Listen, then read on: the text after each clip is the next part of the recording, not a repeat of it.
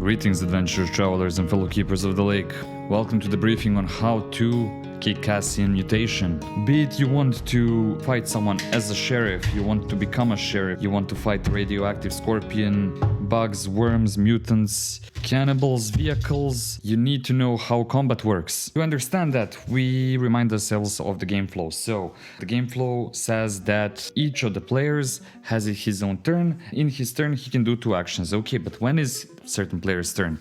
Well, you roll initiative. When there is a conflict on the rise, you roll initiative. And this will give you a clear idea of the order of play. How do you roll initiative? Well, there's no modifiers like in other games. Each of you rolls 1d6 and the results are just sorted in descending order. So the person with the biggest number goes first. And then each of the players can do the two actions they have on their turn. So what can actions be? Well, actions can be some form of movement, but only if that movement requires a roll. So what does that mean? Let's say you want to jump over a chasm, a cliff, and that requires a roll. So by that definition, that would be an action. But just moving towards someone to hit him with no obstacle in the way, well, that is not an action. Now, let's remind ourselves of distance. So you have close distance, which is close range, melee range. You have near, which is around 30 feet. I say that most of the weapons have like a small stat that tells you are they a near, a far, or a distant weapon. So what are other things that you can do as actions? So we said move.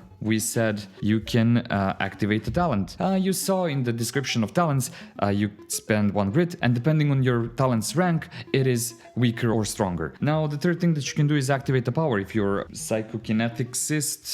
psychokineticist, yeah, then you can activate the power. I will put anything else on the screen, but I think most of those things can be categorized as action tests, which is basically any skill tests, including the attack. And then when you're done choosing and playing your actions, all of the actors go around the table and sorted by the number of their initiative die and also do two actions. Then you go back to the first one. What happens if you have a tie in between two players? Well, they decide who goes first. But what happens if you have a tie with the DM? Well, you as a player go first. That is important to know. I hope this is a valid depiction of a tie. I have never seen a tie in my life. So yeah, what happens if you surprise the other party? Well, you get one free round to do before the enemies. And of course, if they surprise you, they also get one free round. And also, I think, not confirmed, but I think that they are off guard, because if they don't expect you and you have surprised them, I think at least the first enemy should be off guard. That means you get +1 die to attacking them. Right, so now that we have mentioned attacking, let's like clear the confusion over that part of the story, and for that I need to make some space, so proppies go away. So let's do this in a flowchart manner. So you're attacking the enemy, right? And for that, you're using one of your skills. Why skills? Because if you look at the book and go to skills, under brute skills you have fighting. Under, let's say, that would be instinct, I would say, you have shooting. So when you're attacking, you're using one of these skills. If you don't have these skills, you're using sheer strength to, for example, push someone or something like that. I would say you can use pure brute, but if you have the skills, you use the skills. Because what that will give you is this +1, because the skill is trained, or even more if your skill is even more trained. Let's say I just have basic training in fighting. I would take my 3 dice for the action tests. All the action tests start with 3 dice. I would add another one because I'm trained in this skill, but I can't roll this right away. I need to also look at the enemy's guard, and if the enemy has -1 in his guard, well, I lose 1 die, I don't throw it. Also, if this is 2, then 2 dice. So the enemy guard and your guard as well reduces the number of dice that the one attacking throws. So in this case, I have started with 3 dice. The skill, because it's trained, added 1 dice. The guard, because I have 1, removed 1 dice. I throw the dice, it is a crappy roll. Let's fudge these dice so that, for example, 2 pass, just for the sake of the example. When I say pass, basically we're trying to roll over our aspects. How do I know which aspect I am trying to roll over? Well, the skill you have used. For example, I have used fighting, right? So for me, let's find the skills. Fighting is a brute skill, so I know automatically to look for the number here in the brute, and I'm trying to roll greater or equal to that number. Let's imagine it's 5 there. In that case, 2 of these have passed. You ask the question, how many dice have passed? And that number is your bonus damage. So here I have 2 dice that passed. I would have 2 as the bonus damage. If I had just 1 die pass, that would be +1.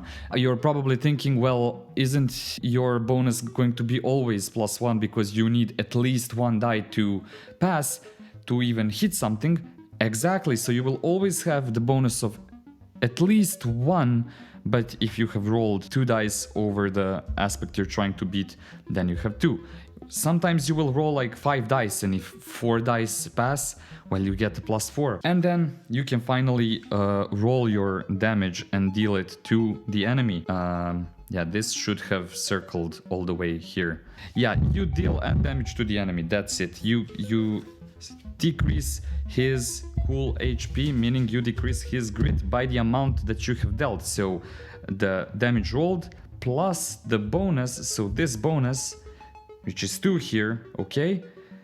Let's say I rolled the damage, I will roll a damage with this die. Let's say I rolled the damage 3 plus 2 dice that passed. That means that I deal 5 damage to the enemy's grit. But there is a concept of armor, so our enemy can have some armor on him, and that reduces damage. So my 5 damage will now be decreased by the value of the armor. So if the enemy has the armor of 3, then he would kind of have 5 minus 3, so only 2 damage would go into the grit. But some weapons have special abilities if you bullseye. Let's say that this die was also 6. I have a bullseye. This means that I would look at the special category in the book and see what my weapon does for the bullseye. Sometimes it's double damage, sometimes it's damage and bleed, sometimes it is like daze. There is a bunch of different effects depending on the weapon. And if you get snake eyes, no. If you get snake eyes, you don't have a penalty with your weapon per se, but at your discretion you might become prone or fall or something bad happens to you.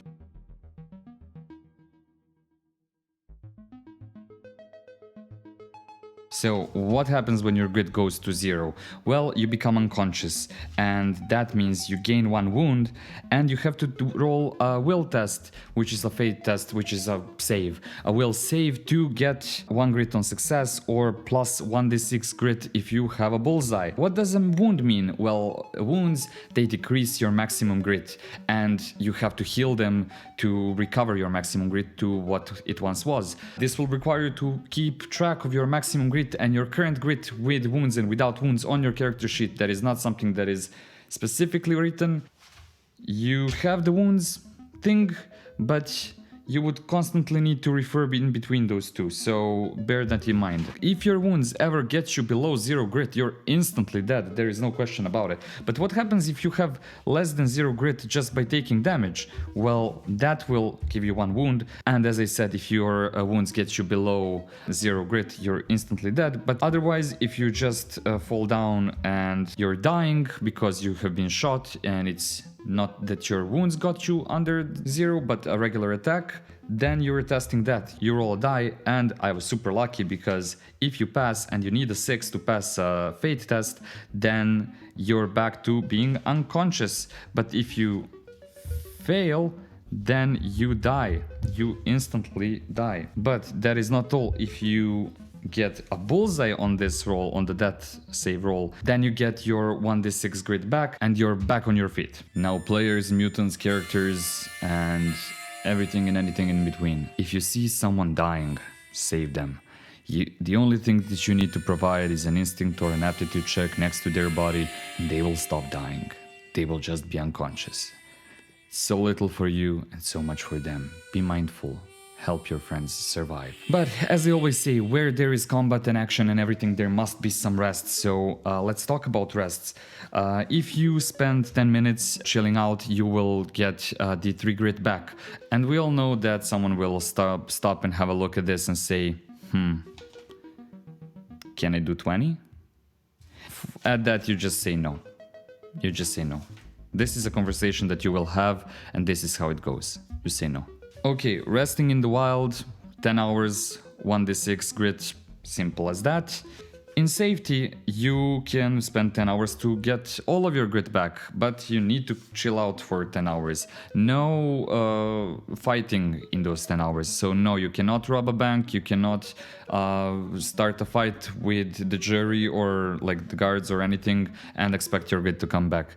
Chilling out for 10 hours, it gets all of your grit back. And if you stay in the cozy safety of a city where you're not being wanted for the whole day, well, then you lose 1 wound and you can roll mobility to see if you pass and lose another wound. And each day you can repeat that until you're fully healed. And of course, as in any other game, when we're talking about combat, you have some conditions, and I will just list some of them on the screen because I can't go over them all. And the most important thing for every player is how do you level up? Well, your DM will either award XP to you, or they will use milestone leveling, and at some point you will either spend 25 XP in a safe environment to get 2 perks, or your DM will just announce, hey, you leveled up, you get 2 perks.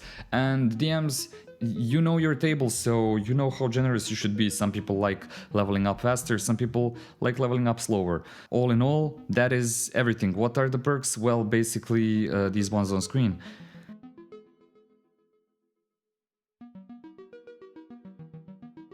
Let's say you're a brave young mutant that fell in love with a scholarly woman and she was taken by cannibals. So you found their hideout and there is one big mutant guarding it while the others are away raping and pillaging, and your love interest is in the cage. Please save me. You come inside the camp and you want to fight this guy one-on-one. Let's simulate this battle, shall we? I need my D6 pool. And now we would roll initiative. The question is, do you roll initiative for each enemy separately, or do you roll initiative for all of the enemies together? Well, we kind of do initiative in a strange way, but here I think it is better to bundle all of the enemies or all of the same type of enemies as one enemy. I don't think I saw it anywhere like explicitly stated, but I would do it like that just because mostly you will be fighting a lot of things. It's better when a lot of things can do their thing and then leave the players alone and not jump in every once in a while and like breaking that train of thought of the players, because that makes the game drag out so much. And with all the dice, even if there are d6s, don't underestimate the amount of like tinkering and math that you have to do in the first couple of sessions before you get used to this. So yeah, just bundle up some enemies. Here I will roll the red one for the cannibal and the green one for the mutant, and we see that the mutant will play first. And let's imagine that I took the stealth approach. So let's imagine that I tried to go around and then climb. I would need to do like a climb check, which if I don't have the skill climb, I could do just a brute check, for example.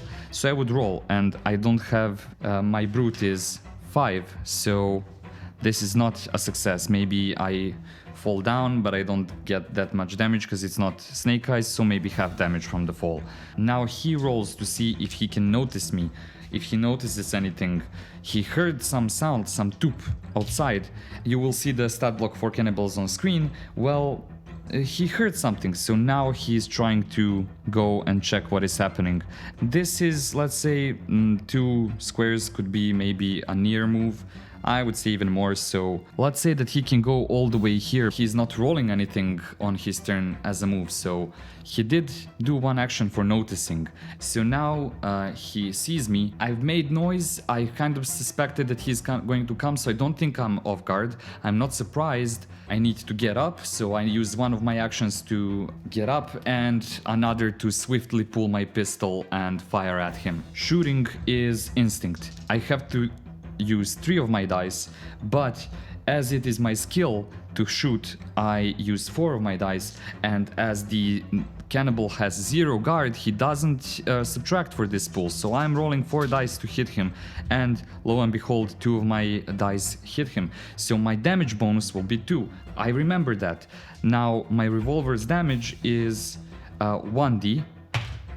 It's 5, and those 2, it is 7, so 7 damage into him. So this cannibal, he might have some mutations that give him some buffs, and I do have some mutations that give me buffs and interesting things, but I want to just show you how it would function if we just played it clearly. But let's say the mutant has one arm is mutated to be like stone, so he tries to hit me with that. He's using his fighting skill, which this mutant has, but my guard is actually a 1, so I would take away one of his dice, even though he's trained in melee fighting. He hits with 2. Now for his clubbed limb, he can deal d3 damage as an unarmed attack, so he rolls the d6. This is a 2 because it's a d3, and a 2, and these 2, that's a 4, so he hits me for 4 damage. But again, I do have some armor. I actually have 5 armor here, so this does nothing to me. It doesn't pass through my armor. He attacked me once, he might try to do it again, he might try to move and get his gun or something. Let's say he tries to push me to the ground. And this is something that is not explicitly stated in the book, like if someone tries to push you to the ground, they roll fighting, you roll fighting, and then you compare the results. This is something that I have somewhat understood from what was written. So if he wants to push me, he can use maybe brute, he can use fighting. If he uses fighting, maybe I would allow as a DM for him to use multiple dice. Now he didn't do anything, but if he did, let's say he had a 6, I would actually call for a mobility roll from the player, or maybe I would just call for a reflex, and if the reflex succeeds, I would say that is okay. This is how I would do it. Joe, please, if you're watching this, confirm if this makes sense in the comments, or if it doesn't. I'm not really sure how that functions, but let's say that he tried to tackle the player. You saw he didn't manage to do it, so now the player can use his pistol and fire 2 shots. We also fire in skill, so 4 dice, and there is no guard. That is a miss. But I can use 2 of my grit to add 2 additional dice to my pool. So I roll 2 more, 1 of them passes. Now I roll damage, and my damage is 1d, which is 4, and 1 dice passed, that is 5. This guy doesn't have any armor, so those 7 and these 5 are 12, and he is down. You can then safely finish him. Come here, find the key with your maybe search notice rolls, however they are called. Maybe your DM says, well, to find the key, you need 5 search successes. And now you're rolling dice, and each round, maybe your DM says, here is a timer. In 6 rounds, you will have reinforcements come back into the camp. You need to roll each time and count the number of successes, and you need to roll 5 or more successes before they come, and each time your player rolls, you will count this down. So imagine the suspense there. And then at the last moment, you open the cage, you find your loved one, you go out and you notice that there is a big vehicle parked here. You enter the vehicle just in time for the reinforcements to come from this side, and then you have a beautiful high-speed chase. Adults playing with toys, that's all for today. Thank you so much for watching, and as always, keep on going, keep on loving, keep on being creative, play more D&D, and I will see you in the next one. Farewell, keepers.